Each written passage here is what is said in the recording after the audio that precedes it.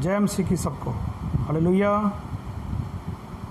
प्रभु का वचन जब हम पढ़ते हैं पहला कुरिन्थियाँ उसका 9 अध्याय उसके 26 वचन में ऐसा लिखा है, मैं तो इसी रीति से दौड़ता हूँ परंतु बेठिकाने नहीं, मैं भी इसी रीति से मुक्कों से लड़ता हूँ परंतु उसकी नाई नहीं जो हवा को पीटता है।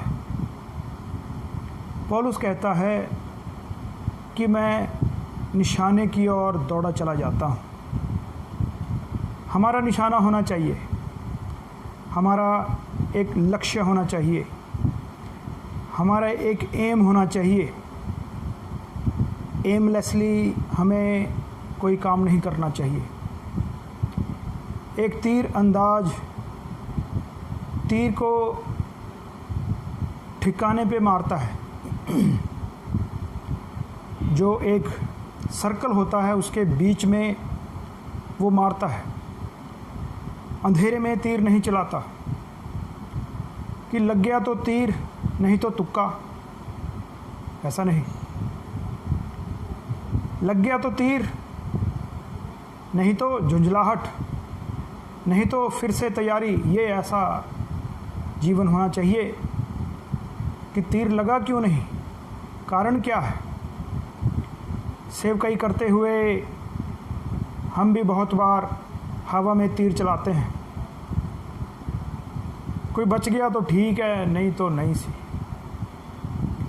हमें पूरा ध्यान देना है सेवकाई की तरफ, अपने वचनों की ओर प्रचार करते हुए हमें लोगों को सिखाना है, प्रभु यीशु मसीह के बारे में बताना है, वचन की शिक्षा देनी है। और लोगों का क्या रिस्पॉन्स है, लोगों के ऊपर असर पड़ रहा है कि नहीं पड़ रहा। अगर हम इस बात का ध्यान नहीं रखते, बस प्रचार करते चले जा रहे हैं, किसी के ऊपर असर पड़े, किसी को समझ में आए ना आए, हमें इसकी कोई परवाह नहीं।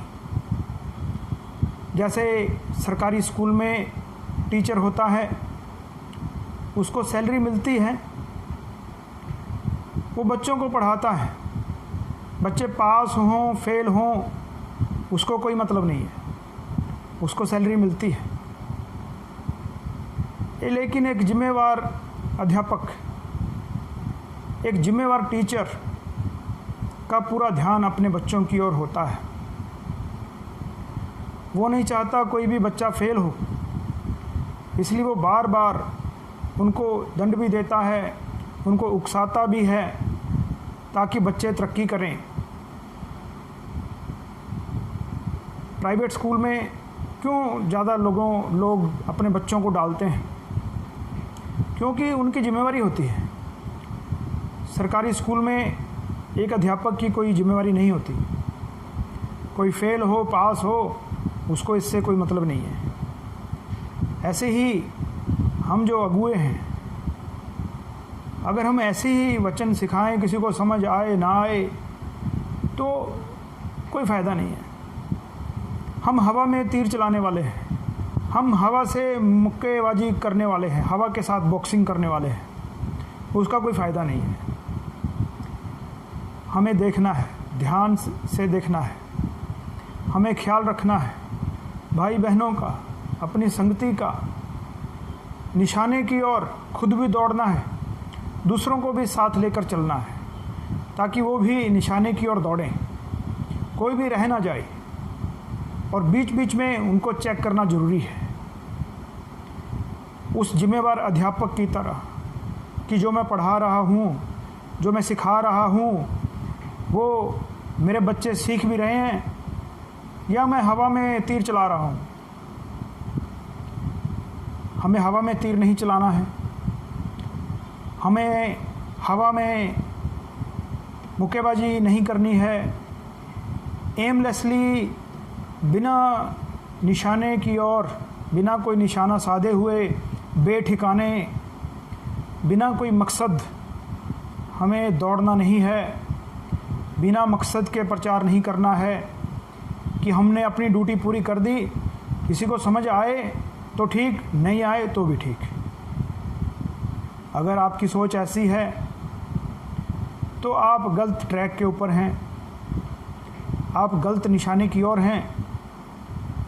आपको अपना निशाना बदलना होगा, आपको अपना एम सही करना होगा, मकसद सही करना होगा, मकसद लेकर चलना होगा। जो कलीसिया को हम और आप सिखा रहे हैं, क्या उसके अनुसार कलीसिया आत्मिक उन्नति पा रही है? अगर नहीं पा रही है तो सेवकाई बेकार है, हमारा सिखाना बेकार है। हो सकता है बीच बीच में अगर आप कलीसिया का थोड़ा थोड़ा टेस्ट लेंगे तो हो सकता है कुछ लोग बुरा मान जाएं,